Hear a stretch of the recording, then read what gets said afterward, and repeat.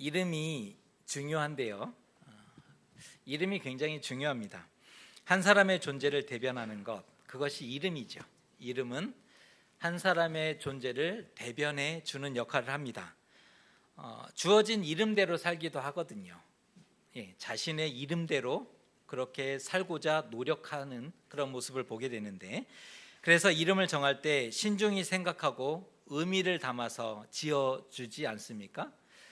믿음이 있는 부모들은 자녀들의 이름을 정할 때 믿음의 사람이 되었으면 좋겠다, 이런 마음을 담아서 그렇게 이름을 지어주기도 하는데, 여러분은 이름에 만족하십니까? 어떠신지 모르겠어요.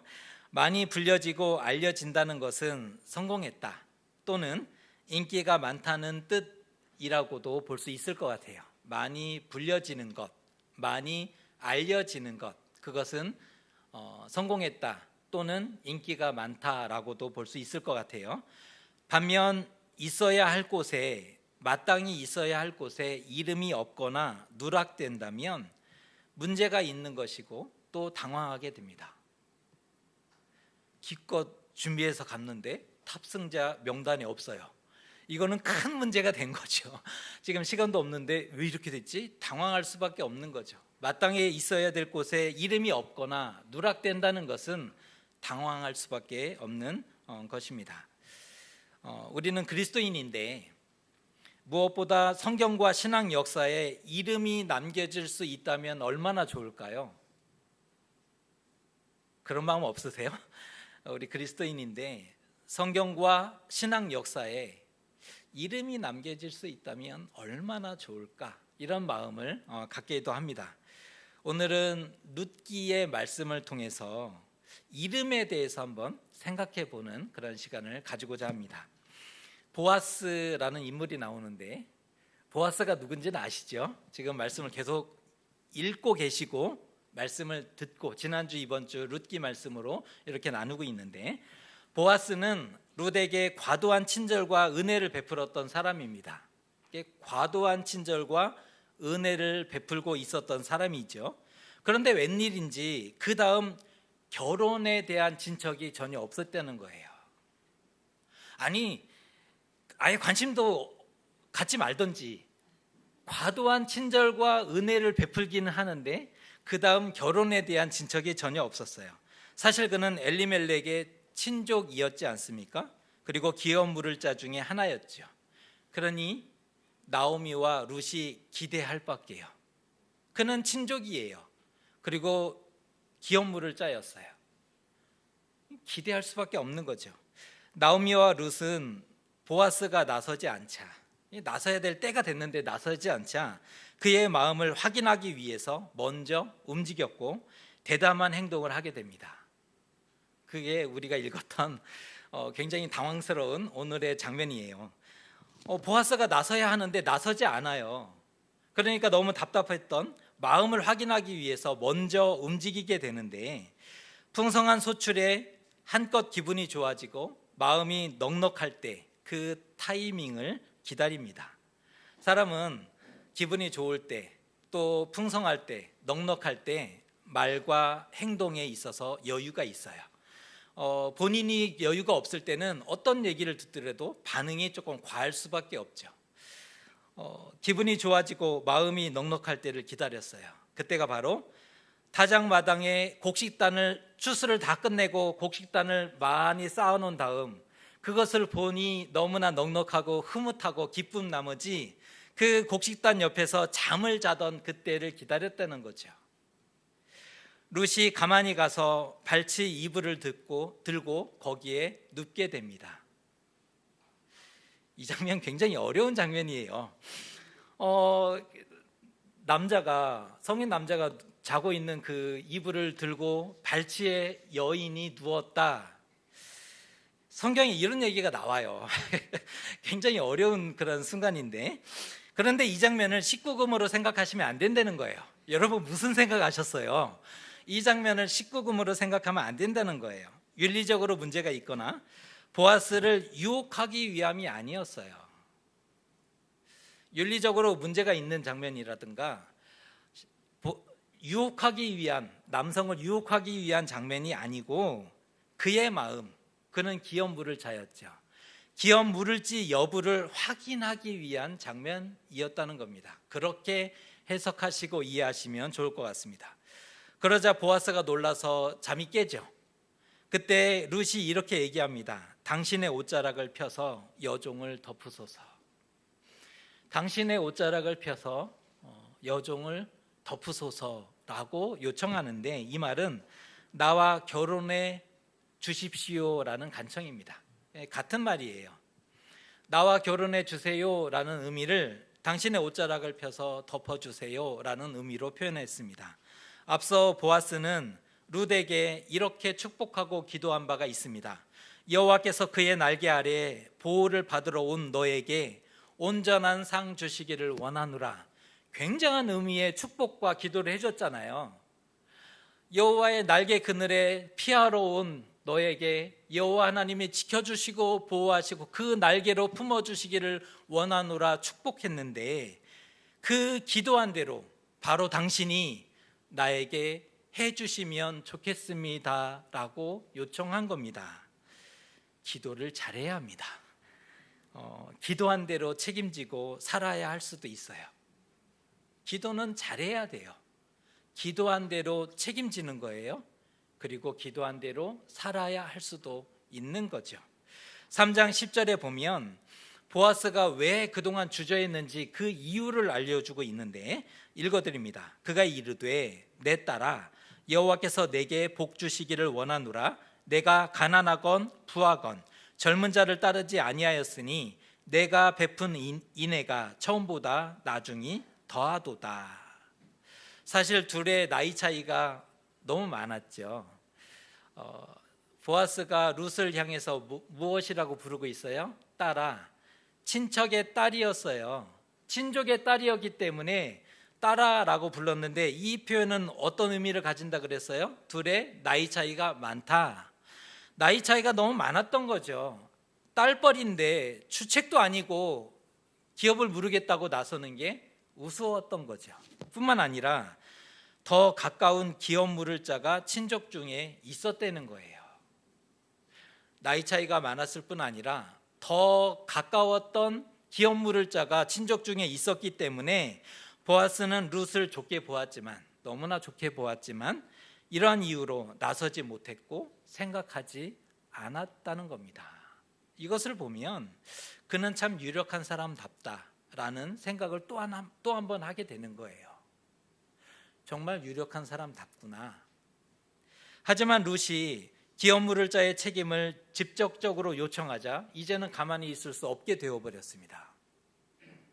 그동안은 괜찮았는데 룻이 기업 물을 자의 책임을 직접 요구한 이 이후로는 가만히 있을 수 없게 된 거죠. 룻은 자신의 미래와 행복을 위해서 또래의 젊은 남편을 구하지 않고 집안의 기업 물을 일을 먼저 생각했음을 보게 돼요. 또래의 젊은 자신의 남편을 구할 수도 있었어요. 그런데 자신의 행복을 뒤로한 채 집안의 기업 물으는 일을 먼저 생각하고 있는 사람임을 볼 수가 있었던 겁니다. 그녀는 나오미 시어머니를 따라서 모압에서 돌아왔죠. 남편을 잃었고 시어머니와 둘만 남은 그런 상황입니다. 의지하기 어려운, 자신이 일생을 시어머니를 봉양해야 되는 그런 상황인데 나오미를 따라 베들레헴으로 돌아옵니다. 시어머니를 봉양하고 성실하게 살아갑니다. 그 사람됨으로 인해 그 사람됨을 보고 이스라엘 사람들이 모압 소녀였지만 배척하지 않았고 무시하지 않았어요. 모두가 룻처럼 인정받고 존중받았지 않아요. 모압 사람은 적이었어요. 죽여야 될 대상이지, 멸해야 될 대상이지, 인정하고 존중하고 칭찬할 대상이 아니었죠. 그런데 그의 사람됨을 보고 이스라엘 사람들이 이 모압 소녀를 배척하거나 무시하거나 천대하지 않고 인정하고 칭찬합니다. 그가 이런 얘기도 했죠. 어머니의 백성이 나의 백성이 되고 어머니의 하나님이 나의 하나님이 되실 겁니다. 이 말을 들어보면 신앙면에서도 크게 감동했음을 보게 돼요. 이스라엘 사람들이 신앙적인 면에서도 이 룻을 바라보면서 감동하게 되었음을 보게 된다는 거예요. 룻은 현숙한 여자인 줄을 모든 사람들이 다 알 정도였다는 거죠. 성읍 사람들이 룻이 현숙한 사람이다라는 것을 다 알았다는 거예요. 성경이 현숙한 여자라 말했던 유일한 사람이었다는 거 여러분 아십니까? 성경이 단 한 인물에 대해서 현숙한 여인이라고 표현하고 있는데 그 여인이 이스라엘 사람도 아니고 유대인도 아니고 모압 소녀였던 룻을 지칭해서 현숙한 여인이다라고 기록해 주고 있습니다. 보아스로서는 이런 현숙한 룻을 아내로 삼고자 하는 것은 정말 당연한 거죠. 왜? 그는 유력한 사람이었고 하나님을 사랑했던 사람이에요. 이스라엘을 누구보다 사랑했던 사람이죠. 그런데 룻의 모습을 봤더니 현숙한 여인입니다. 그 여인을 아내로 맞이하는 것은 보아스로서는 정말 탐날 만한 그런 모습이죠. 기왕 말 나온 김에 보아스가 일을 신속하게 진행을 하는데 성문 위에 서서 장로들을 증인으로 10명이나 초대합니다. 장로들을 각 지파의 우두머리들이죠. 그 장로님들을 초대해서 증인으로 세우고 마침 기업 물을 자가 지나가자 우리 형제 엘리멜렉의 소유지를 사라. 우리 형제 엘리멜렉의 소유지를 사라. 만일 너가 물으지 아니하였거든 나에게 알게 하라. 너 다음은 나요. 그 외에는 물을 자가 없다. 기업 물을 자가 나타나자 그에게 얘기하는 거예요. 엘리멜렉의 소유지를 사라. 네가 아니면 그 다음에는 나인데 내가 감당해야 한다. 이것을 명확하게 얘기를 해달라라고 요청하고 있습니다. 그러자 기업 물을 자가 흔쾌히 대답을 하죠. 내가 물으겠습니다. 너무 잘된 거죠. 기업 물을 자의 우선순위에 있는 사람이 내가 물으겠습니다라고 답을 한 거 너무 잘된 일입니다. 그런데 어떤 생각으로 그런 결정을 했을까요? 이거 생각 안 해보셨습니까? 이거 짚고 넘어가야 되잖아요. 어떤 생각으로 기업을 물으겠다고 했을까? 현재 엘리멜렉에게는 후손이 있을까요? 없을까요? 없죠. 두 아들이 있었는데 죽었고 지금 며느리 하나가 남았어요. 엘리멜렉에게는 후손이 없죠. 그렇다면 나오미와 룻이 죽으면 그 땅은, 그 기업은 영원히 자신의 가문으로 귀속되게 되는 거예요. 공식적으로. 굉장히 좋은 거예요. 기업을 물려줄 수 있는데 후손이 있다면 그 후손에게 기업이 넘어가죠. 이스라엘 법이 그래요. 기업을 물렸는데 후손이 있으면 그 후손에게 기업이 넘어가요. 그런데 엘리멜렉에게는 후손이 없어요. 그 땅을 사면 나오미와 룻이 죽기만 하면 그 땅은 영원히 자신의 가문으로 귀속되는 거예요. 이거는 굉장한 기회일 수밖에 없고 그것을 알았던 이 기업 물을 자가 그것을 탐냈던 겁니다. 하지만 보아스가 남은 조건을 제시하잖아요. 남은 조건을 알려주는데 룻과 결혼해서 죽은 자의 기업을 그의 이름으로 세워야 합니다. 그러니까 너의 기업이 되는 것이 아니라 그에게 돌려줘야 한다는 거예요. 엘리멜렉의 자손에게 돌려줘야 된다는 거예요. 그러자 기업 물을 자가 그거는 생각하지 못했는데 하며 고민하는 장면이 6절입니다. 6절의 말씀 한번 읽어주시면 좋을 것 같아요. 시작.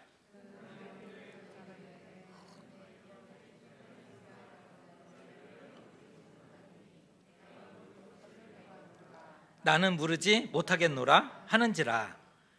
비로소 알게 된 거예요. 물으고 나면 넘겨줘야 되는구나. 대가가 너무나 컸어요. 자신이 땅값을 냈는데 정작 엘리멜렉의 소유로 돌아간다고 하니 그것은 순전히 손해가 될 수밖에 없는 거죠.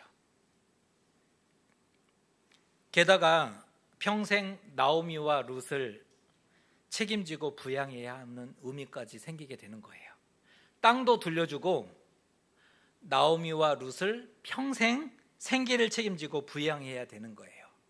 그렇게 봤을 때 명예 말고는 기업을 물렀던 아주 훌륭한 가문의 사람이라는 명예 하나 빼고는 자신에게 주어지는 이득이 아무것도 없었어요.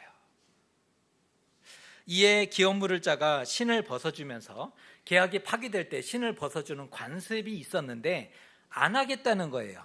그것을 명확하게 하기 위해서, 법적으로 명확하게 하기 위해서 자신의 신을 벗어주면서 안 하겠다라는 확증을 해주는 장면이 오늘 읽었던 장면입니다. 바보도 아니고 손해보는 것을 알면서 그 길을 갈 수 있습니까? 그럴 수 없는 거죠.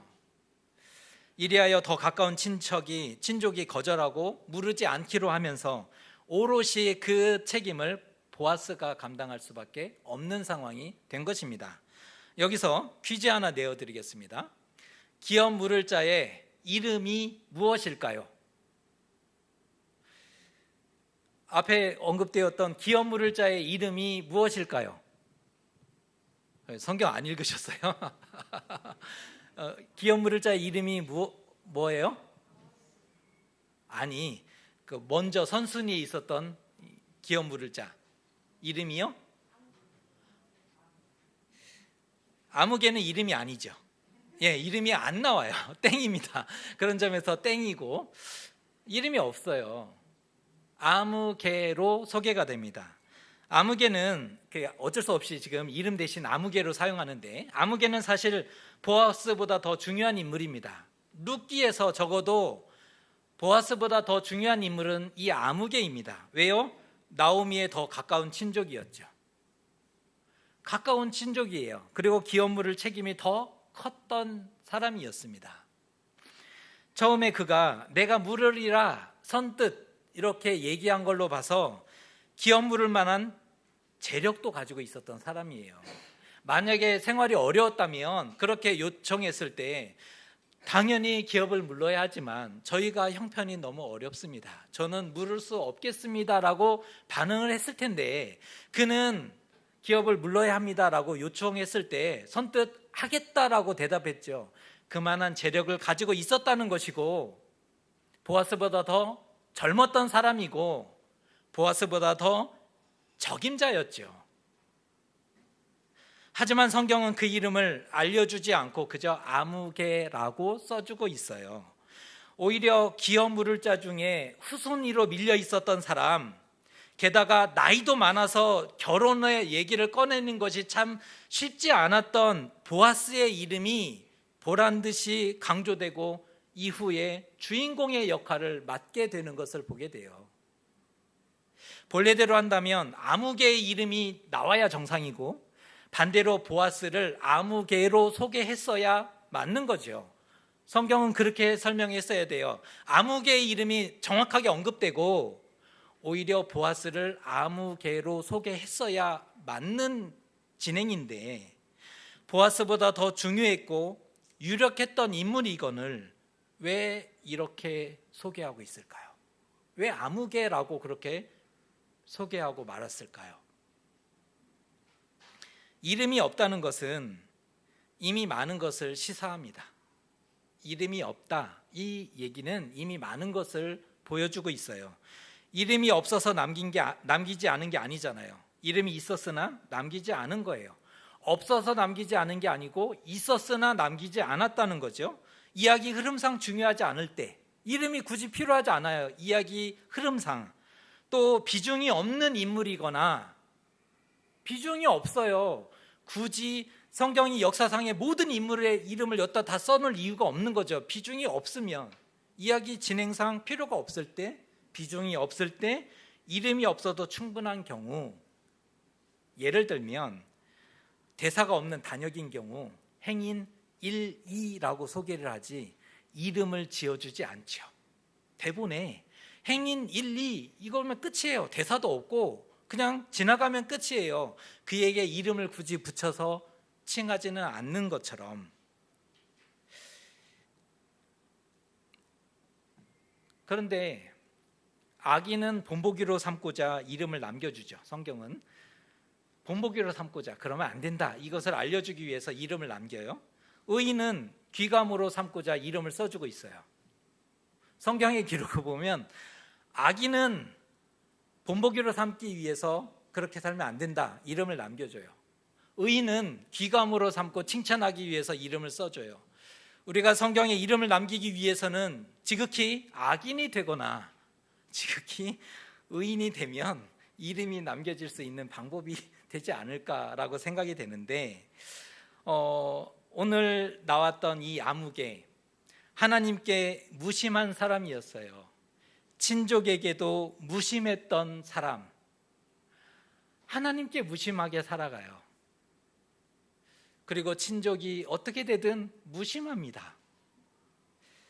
이 아무개, 성경도 의도적으로 무관심하게 대하고 있어요. 성경이 무심하게 대하고 있는 거예요. 이름을 굳이 다뤄주지도 않고 이름을 써주시지도 않아요.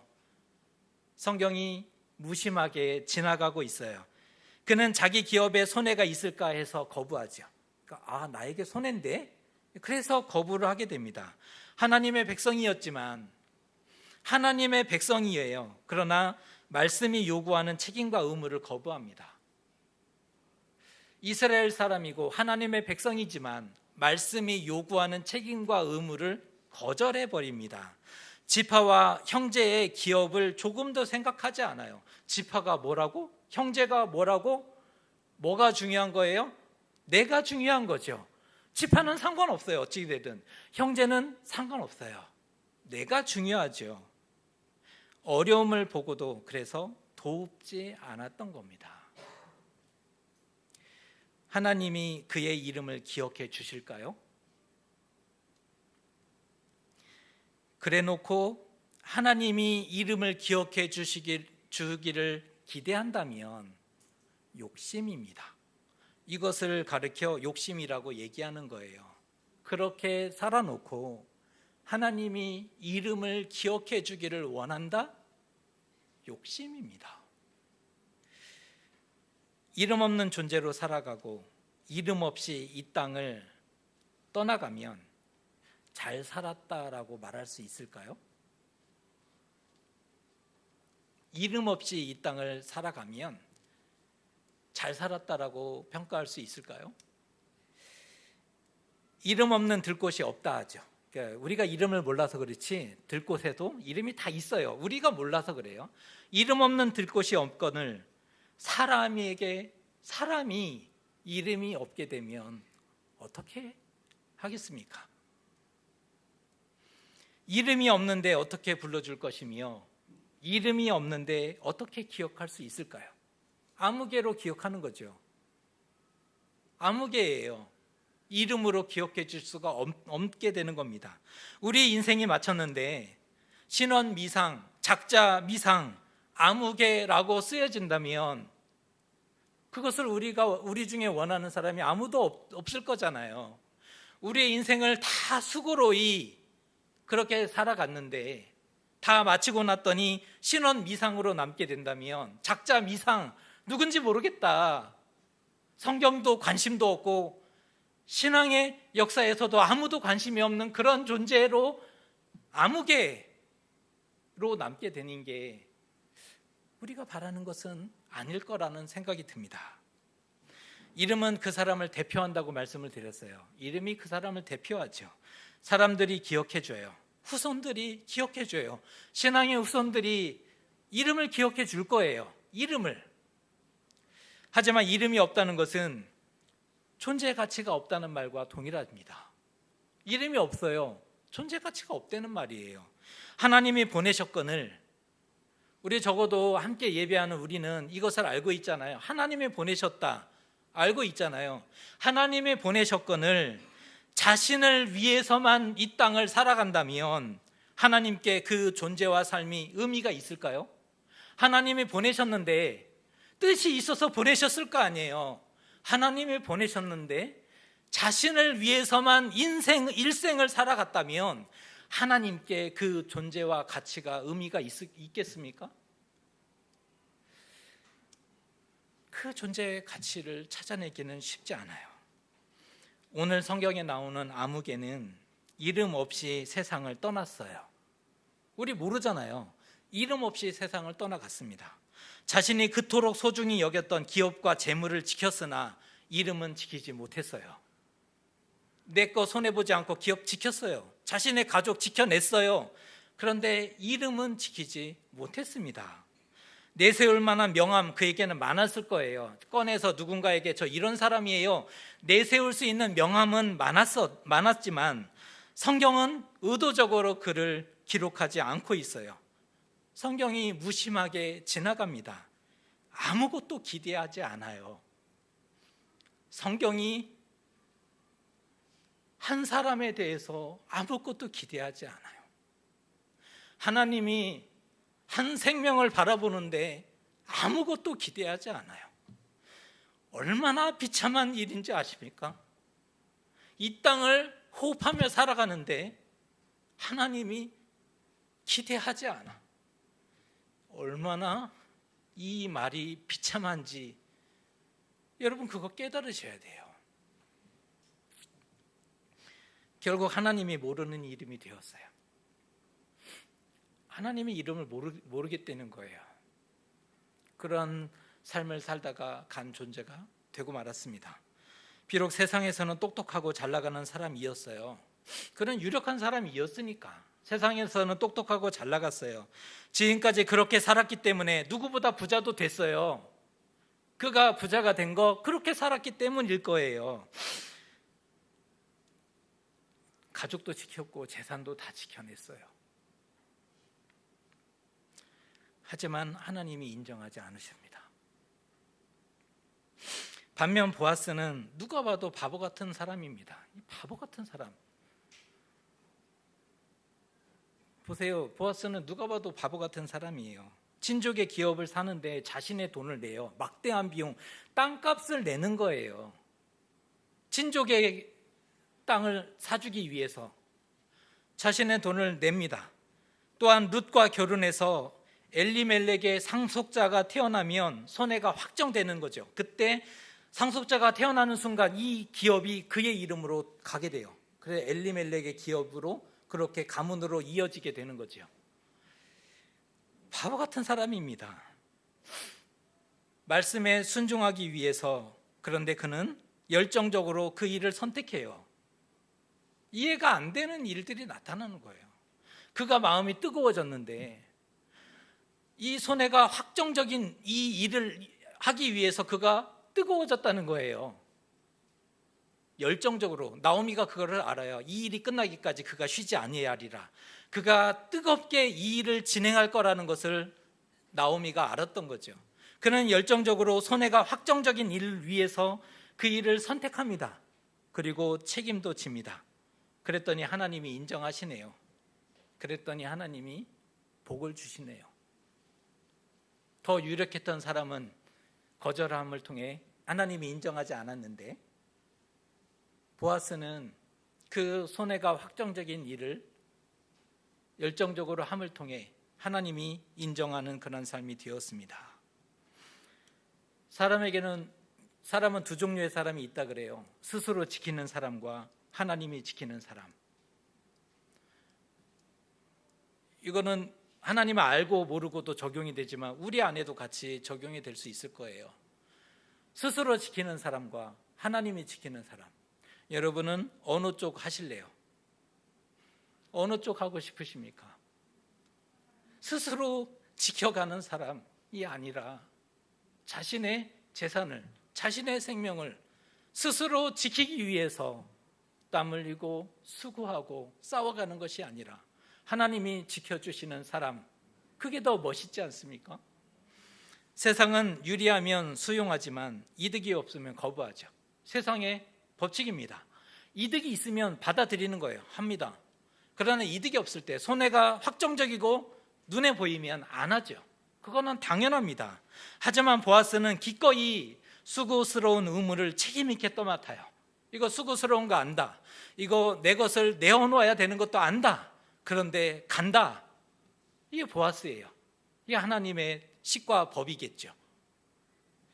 이것만 봐도 그가 하나님을 경외하는 사람인지 아닌지가 구분이 되고 그가 어떠한 삶을 살았을지 어떠한 사람이었을지가 보여지는 대목 아니겠습니까? 비록 손해를 볼지라도 형제의 기업을 보호해 주는 것, 나는 비록 손해를 보더라도 내가 돕는 의무를 소홀히 하지 아니하겠다. 그는 그 역할을 감당해내죠. 형제의 어려움을 알고도 외면하고 이기적으로 살아가는 것, 그것은 정의롭지 못한 겁니다. 형제가 고통스러운 것을 보고 알고 있음에도 외면하는 것, 정의롭지 못한 거예요.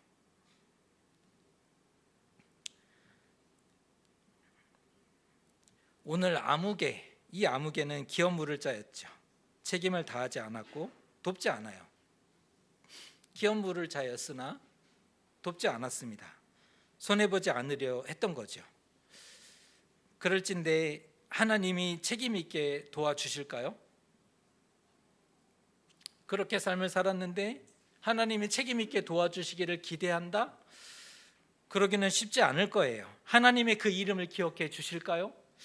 그러기도 우리는 적어도 그리스도인이니까 그래도 하나님 책임져 주셔야 되고 그래도 하나님 이름 기억해 주시면 좋겠습니다라고 적어도 우리는 기도하겠지만 그래도 우리는 기도해야 되겠지만 하나님이 더 책임지고 지켜주실까? 하나님이 정말 기억해 주실까? 이 부분에 대해서 대답이 쉽지 않다는 겁니다.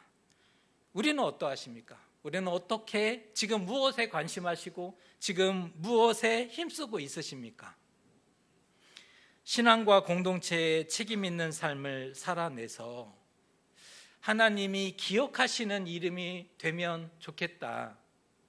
하나님이 이 땅을 우리가 주어진 보내신 삶을 살아가는데 하나님이 기억하시는 이름이 되어야지 하나님이 무심하시고 성경도 관심 없고 기독교 신앙 역사도 관심 없는 그러한 존재로 이 땅에 그저 있다가 살다가 갔더라 아무 개로 남게 되는 게 아니라 하나님이 좀 분명히 기억하시고 하나님이 정말 애썼다, 수고했다, 참 잘했다, 너의 적은 능력으로 참으로 많은 것들을 감당하기 위해서 애썼다라고 칭찬하는 그런 사람 되어야 되지 않습니까?